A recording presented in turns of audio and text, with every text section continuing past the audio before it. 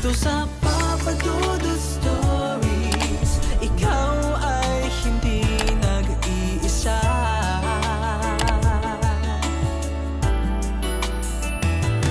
Dito sa Papa Dudut Stories, may nagmamahal sa'yo. Papa Dudut Stories, Papa Dudut Stories. Dear Papa Dudut, sa lahat po ng mga nakatutok ngayon, huwag pong kalimutan mag-like, mag-share at mag-subscribe. Maraming salamat po sa inyong lahat.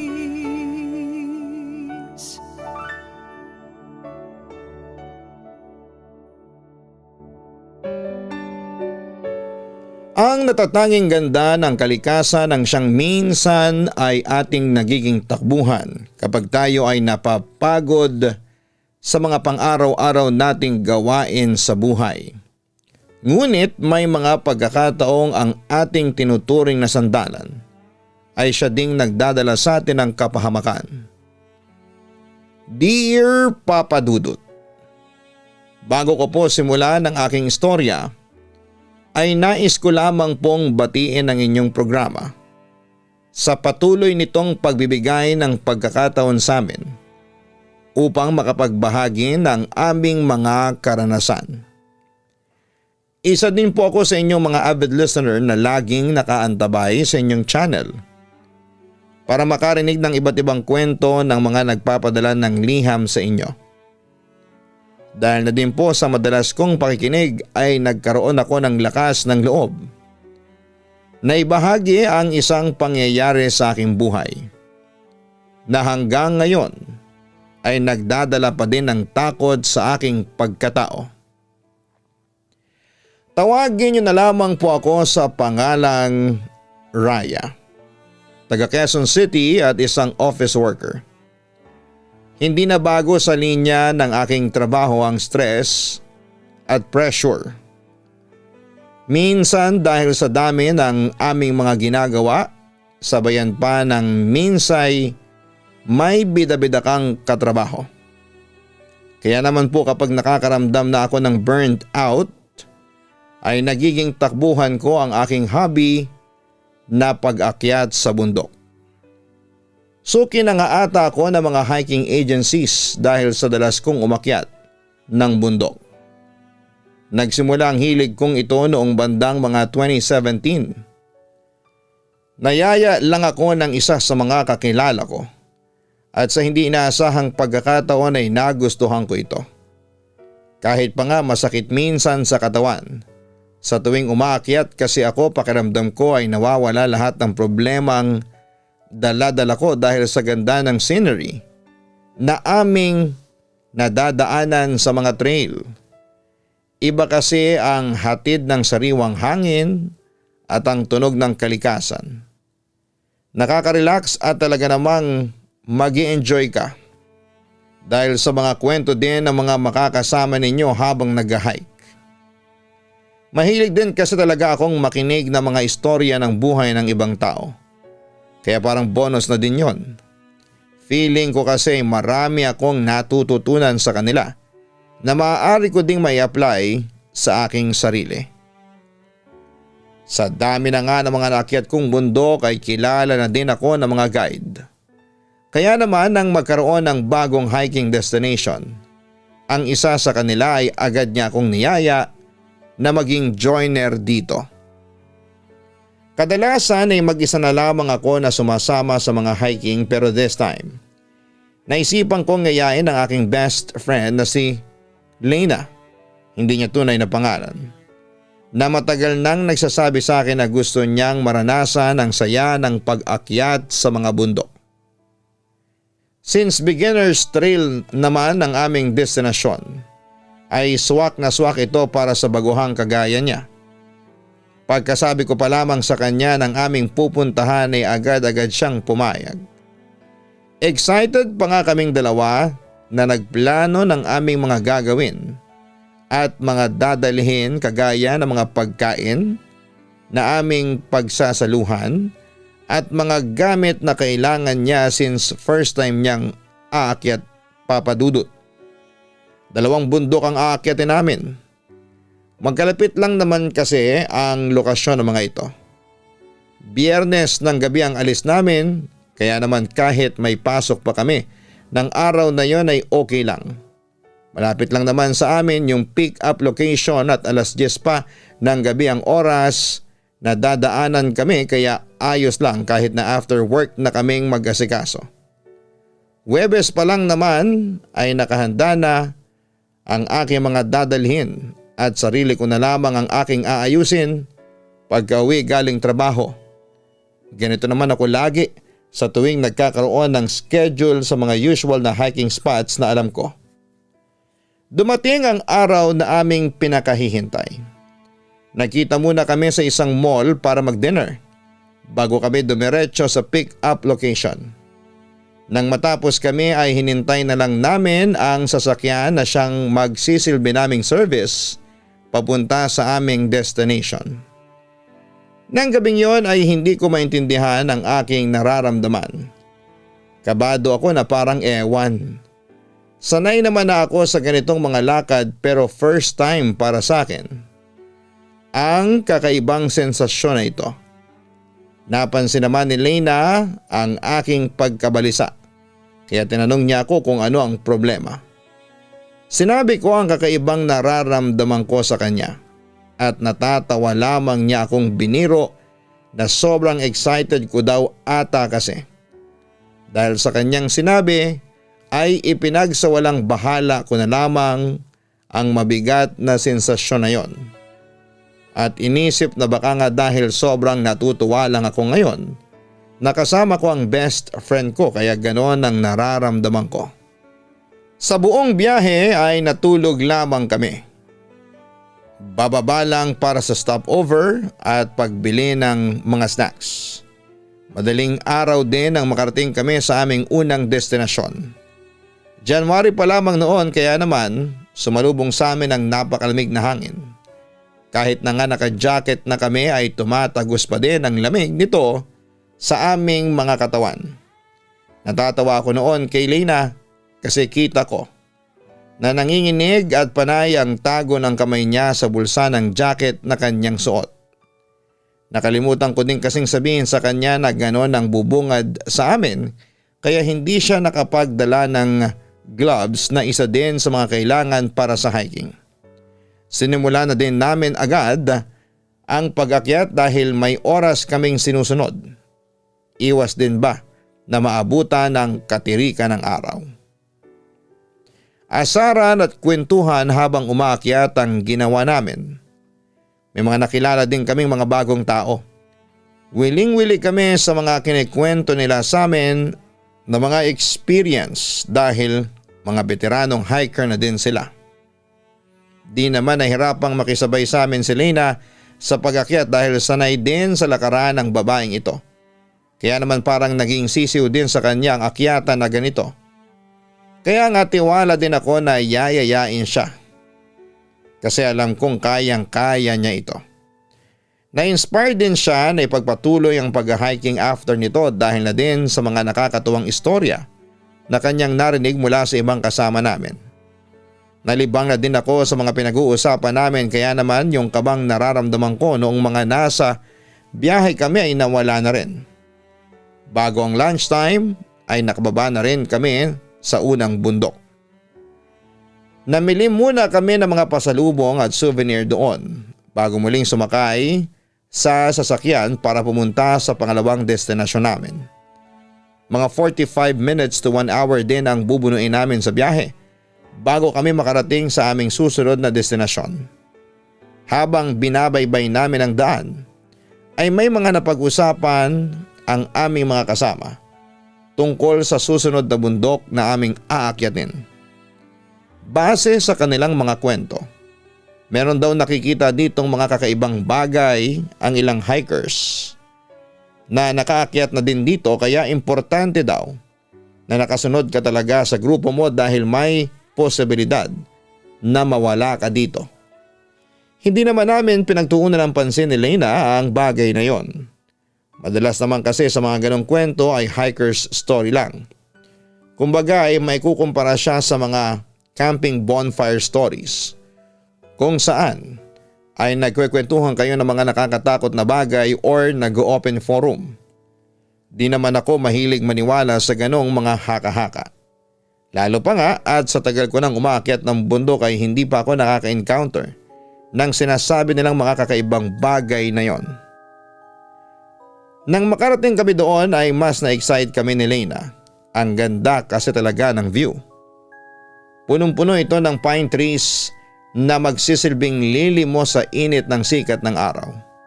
Maririnig din dito ang tipikal na tunog ng kalikasan tulad ng huni ng mga ibon at malumanay na ihip ng hangin. Bago magsimula ay nagbriefing muna ang aming guide. Kabilin-bilinan niya na huwag kaming hihiwalay sa grupo at manatiling magkakasama. Noong nagsimula na kaming umakyat ay bumulong sa akin si Leyna na tinatawag siya ng kalikasan. Dahil medyo malayo pa ang aming aakyatin para makarating sa may registration area ay hindi na niya kayang matiis pa ito. Medyo nainis pa nga ako sa kanya kasi siguradong maiiwanan kami ng mga kasama. Kaso'y ano naman ang magagawa ko? Hindi ko naman pwedeng iwanan ang bruhang ito dahil wala siyang kaalam-alam sa lugar at delikado din naman na maiwanan siyang mag-isa. Makakahabol pa naman kami kung sakali. Sinamahan ko muna siya para gawin ang business niya. Habang nakabantay ako sa kanya ay may napansin akong kakaiba sa may bandang gilid namin. Parang may tao akong nakikita na nakatayo sa isa sa mga puno at pinagmamasdan kami. Pero hindi ko maaninag ang itsura nito dahil medyo malayo siya sa amin. Sa sobrang seryoso ko sa pagkakatitig dito ay hindi ko napansin na tapos na pala si Leyna at nakalapit na sa akin. Napapitlag ako nang magsalita ito kung ano daw ba ang tinitignan ko. Nakasimangot naman akong tumingin sa kanya, sabay sagot ng pabanang na wala akong tinitignan at bilisan na namin dahil nakalayo na ang mga kasama namin at baka hinahanap na kami. Nilingon kong muli ang puno kung saan ko nakita ang tao nakamasid sa amin pero wala na ito doon.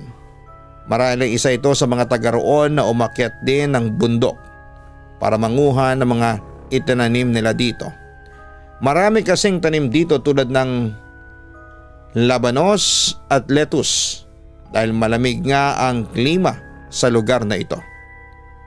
Hina-harvest nila ang kanilang mga pananim at binibenta sa bayan. Patuloy kaming umakyat ni Leyna, siguro yung mga 30 minutes na din ang nakakalipas ay hindi pa din namin matanaw ang aming mga kasama. Napaisip pa nga ako ng mga oras na yon na ang bibilis naman nilang maglakad para maiwanan kami sa aming hinintuang posisyon kanina.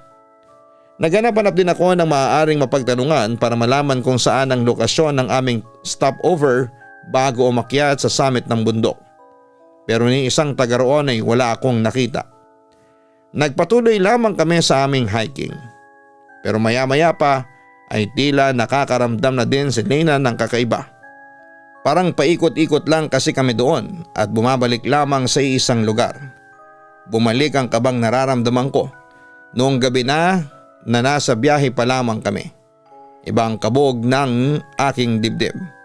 Kasi imposible namang sa tagal naming naglalakad ay hindi pa din namin naaabutan ng aming mga kasama.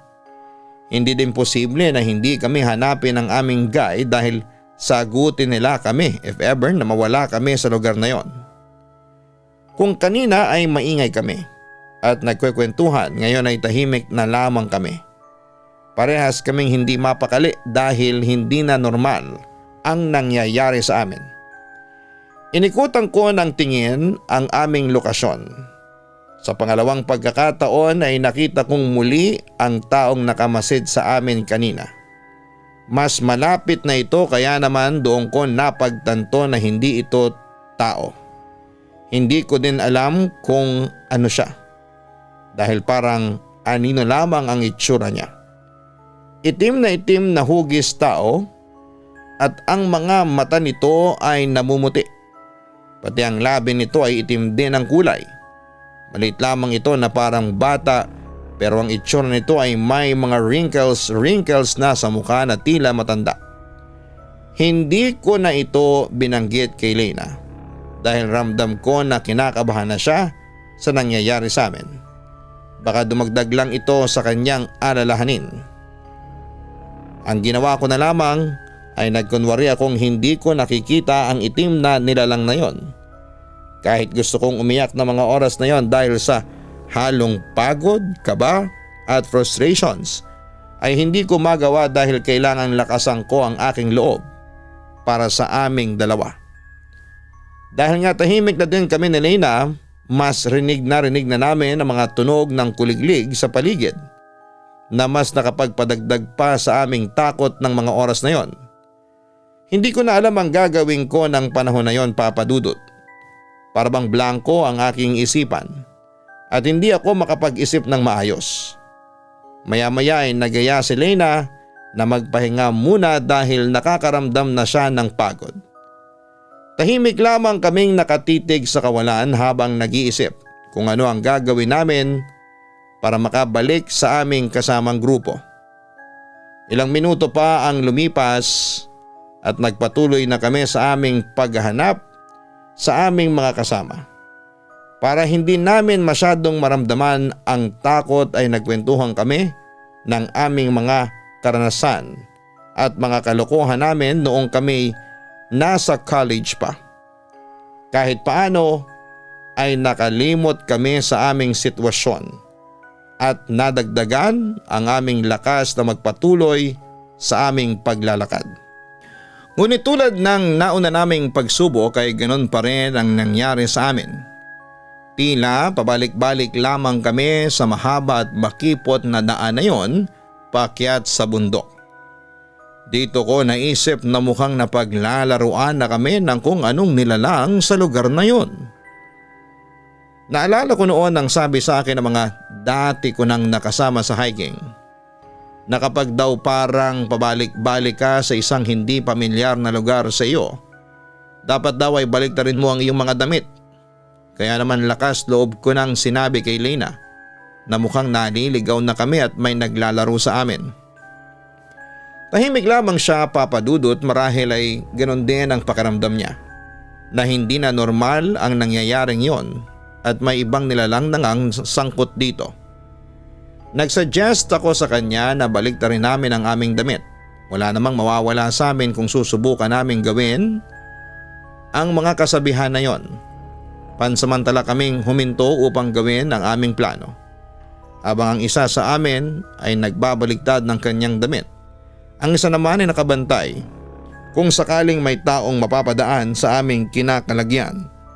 Nang matapos ako ay si Lena naman ang siyang nagbaliktad ng kanyang suot na damit.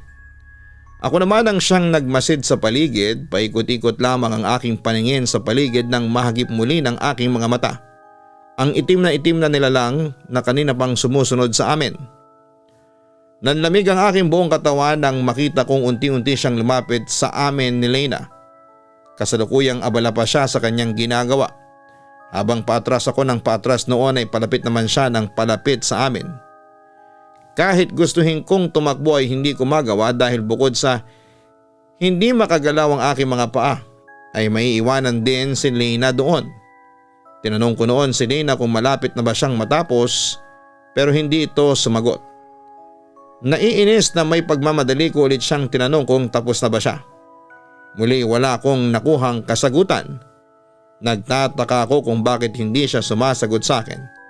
Kaya naman nilingon ko na siya at doon ko nakita na tila napako lang din siya sa kanyang kinakatayuan at nakatingin sa aking pinagmamasdan na itim na nilalang.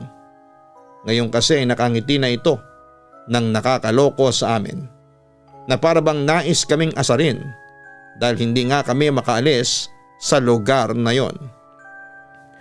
Dahan-dahan lang ang lakad nito. Napakapit kami ni Lena sa isa't isa na para bang nanghihingi kami ng lakas sa aming mga sarili upang kumilos at lumayo mula sa nakakahilakbot na nilalang na yon. Malumanay naming pinakiramdaman ang itim na nilalang at pasimple naming pinagdadampot ang aming mga kagamitan. Nang makuha na namin ang lahat ng aming mga gamit ay mabilis kaming tumakbo palayo sa lugar na yon, Papa Dudut. Napakapit ako ng mahigpit sa mga braso ni Leyna nang makita ko noong lumingon ako para tignan kung nakasunod pa ba ito sa amin. Sino ba namang hindi matatakot kung makita mo ang isang maliit na nilalang na tumatakbo din palapit sa inyo habang ang kamay nito ay nakababa lamang at ang paa nito ay tila penguin kung kumilos, ngunit sa mas mabilis na paraan. Bukod pa dito, kitang-kita ko kung gaano ito natutuwa habang hinahabol kami na tila ba kami mga maliliit na hayop na tinutugis ng isang malaki at mabangis na mandaragit. Ang ulo nito ay nakatingala pero ang puting-puti nitong mata ay nakatingin sa amin. Para na akong maiihi sa takot ng mga panahong yon habang si Leyna ay tahimik na umiiyak lamang habang tumatakbo. Hindi na namin dama ang bigat ng aming mga dala. Basta ang nasa isip lamang namin ay makalayo na sa nilalang na tumutugis sa amin. Habang patuloy kaming tumatakas ay nakarinig kami ng mga yabag ng ilang mga tao. Kahit na hindi kami sigurado sa aming madadatnan na itinunto namin ang direksyon ng mga yabag na yon. Tila nabunutan naman kami ng tinik sa lalamunan nang marinig namin na tinatawag ang aming mga pangalan ng ilang boses mula sa bahaging iyon ng kabundukan. Mas binilisan pa namin ang hakbang ng aming mga paa upang makarating sa aming destinasyon. Doon namin nakita ang aming mga kagrupo na alalang-alala na naghahanap sa amin. Bagaman at hindi namin sila ganon ka-close ay napayakap talaga kami ni Leyna sa kanila ng mga oras na yon. Sino ba namang hindi mapapayakap sa unang taong makikita nila kung ganon ang naranasan ninyo? Sabihin nyo ng feeling close kami pero wala na kaming pakialam. Mas lamang sa amin ang kaginhawahan ng loob dahil sa wakas ay nakita na namin sila.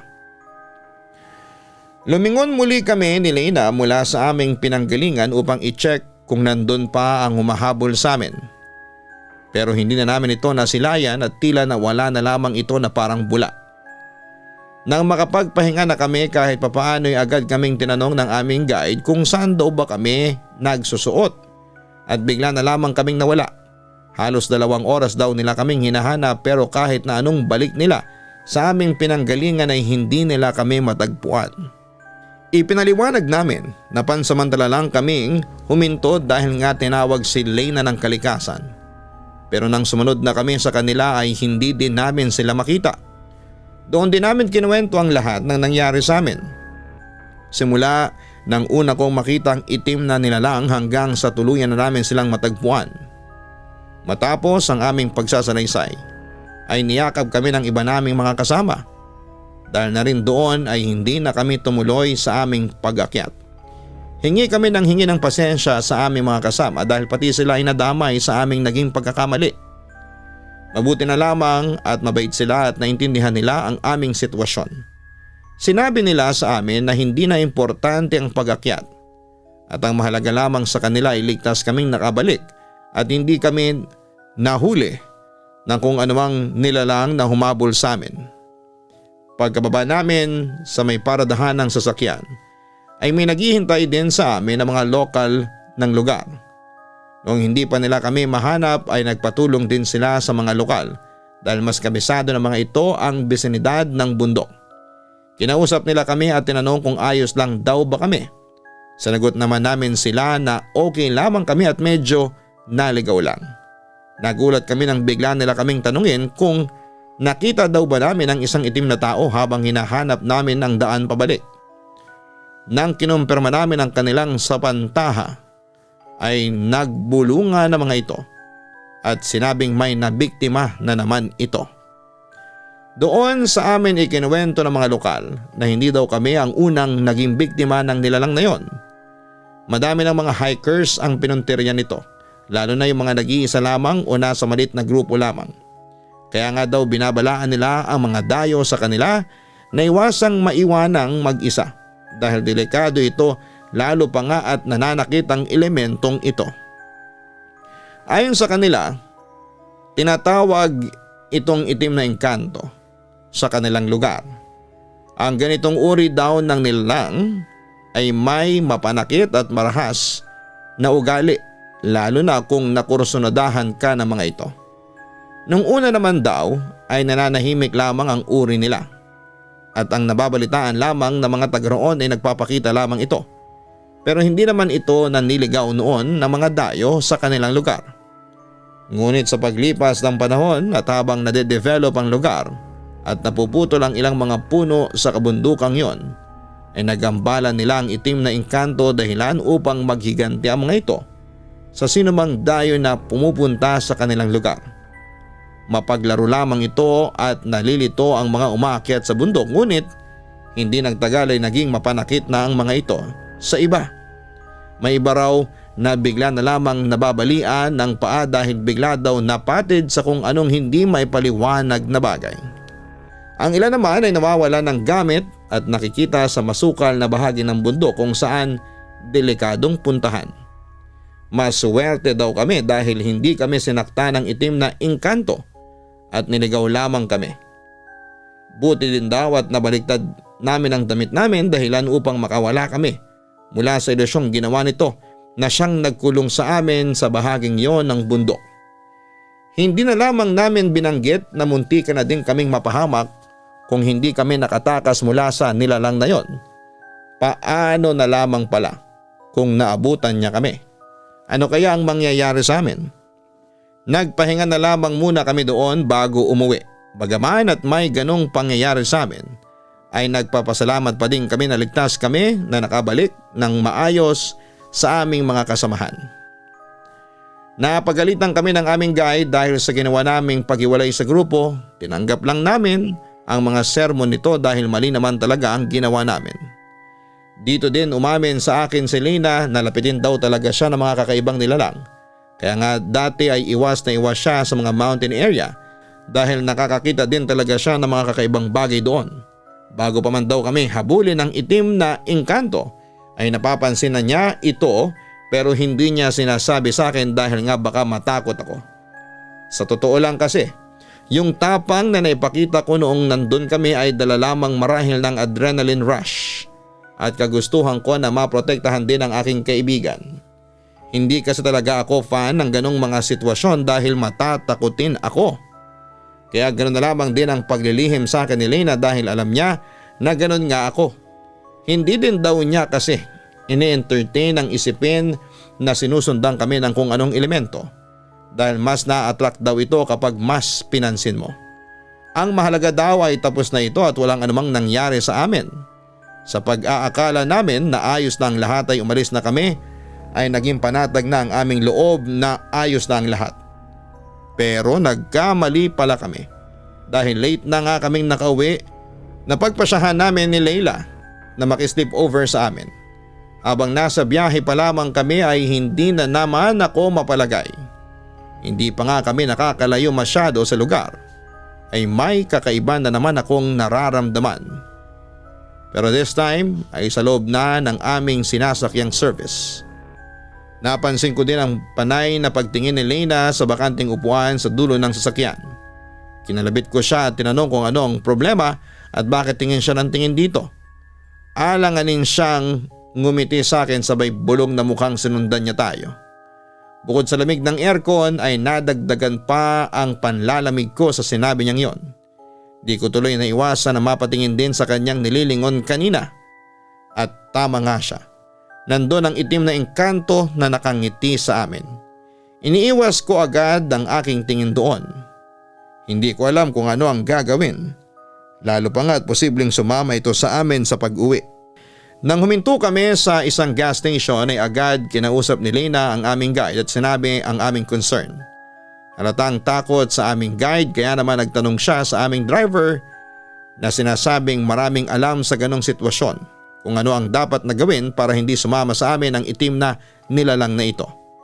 Sabi lang niya noon sa amin ay siya na ang bahala. Pagkatapos magpagas ay agad kaming sumakay noon. Dahil nasa bandang probinsya pa din naman kami ay idinaan muna kami ng aming driver sa isang albularyo. Kakilala daw niya ito at maaari daw itong makatulong upang hindi na sumama pa sa aming pag-uwi ang itim na engkantong nakiride sa amin. Bagaman at nagtataka ang ilan sa aming mga kasama kung bakit kami nagkaroon ng biglang stopover doon, ay tila nakisama na lang din ang mga ito. Ayaw naman ang aming guide na mag-alala ang aming mga kasama, kaya sinabi lang nito na precautions lang yon dahil nga sa nangyari sa amin. Parang ipagdarasal lamang daw at ipagpapasalamat na okay kami at walang nangyari sa amin. Doon ay nagdasal kami kasama ang albularyo at may inalay ito sa isang puno. Nagtagal lamang ito ng 30 minuto bago nito sinabi na ayos na ang lahat. Bumulong ito sa amin na hindi na kami gagambalain pa ng elementong sumunod sa amin. Sa awa naman po ng Diyos, Papa Dudut, ay naging maayos ang lahat matapos ang ginawang seremonyas ng albularyo. Nang makabalik kami sa sasakyan ay nawala ng mabigat na pakiramdam ko. Sinabi din ni Lena na wala na din doon sa bakanting upuan ng itim na engkanto. Bukod sa memorable para sa amin ang pangyayaring yon, ay naging aral din po ito sa amin para sa mga susunod naming mga hiking travels. Oo, tama kayo nang narinig. Hindi naging dahilan ito upang panghinaan kami ng loob na muling umakyat ng bundok. Hindi pa siguro agaran dahil kahit papaano ay natrauma din kami sa aming mga naging karanasan, pero kahit na ganoon ay lamang pa din ang aming kagustuhan na makapag-explore at gawin ang aming hilig sa nature trips. Medyo doble ingat na nga lang talaga. Sa ngayon ay paminsan-minsan na lamang kaming magkasama ni Lena sa mga hiking trips. Madalas ay solo pa din akong umaakyat ng bundok bilang libangan at pampawala ng stress.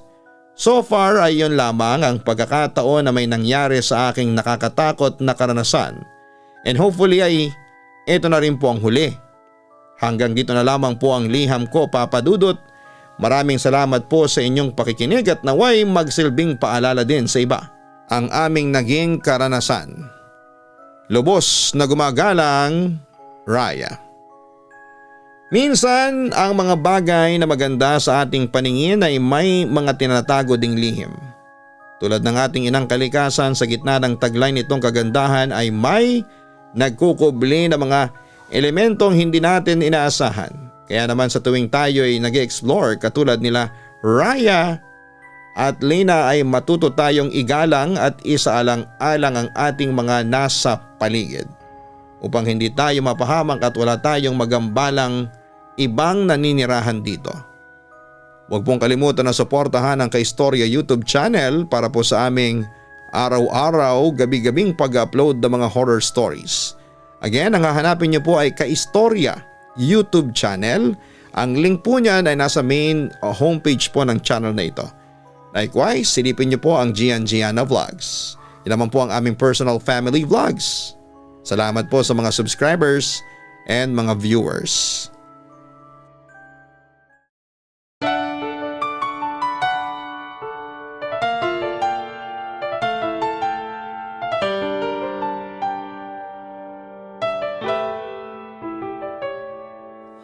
Ang buhay ay mahiwaga, laging may lungkot at saya.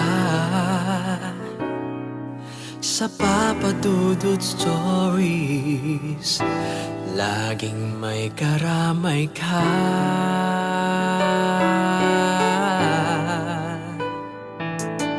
Mga problemang kaibigan, dito ay pakikinggan ka. Sa Papa Dudut Stories, kami ay iyong kasama.